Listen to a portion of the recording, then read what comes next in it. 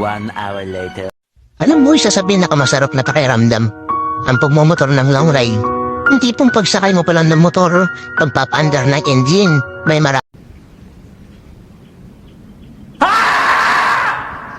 ganang kakaibang saya. Dahil kapag nagmumotor ka na sa mahabang biyahe, talagang nakakawala ng stress at ma-appreciate mo pa ang ganda ng mundo.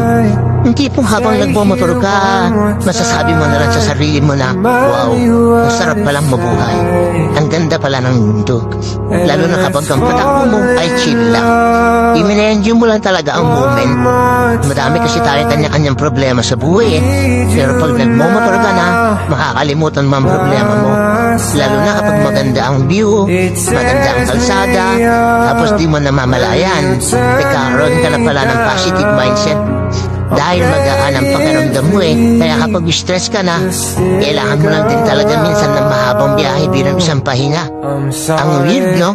Kasi nakakapagod magmotor. Pero ito yung pahinga na gustong gusto ng marami. Pero sasabihin ko sa'yo, hindi katawan ang napapahinga kapag naglo-long ride ka. Kung di ang utak mo, kung di ang sarili mo mismo. Kaya deserve mo rin mag-enjoy. Deserve mo makarating sa magagandang lugar.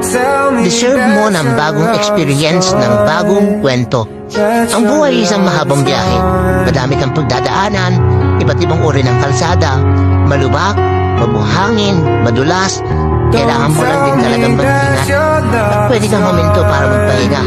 Tapos, biyahe na ulit. So, paano ba yan? Hanggang sa muli, ride safe always at huwag kakalimutan magdasal bago bumiyahe. Everyone's TV.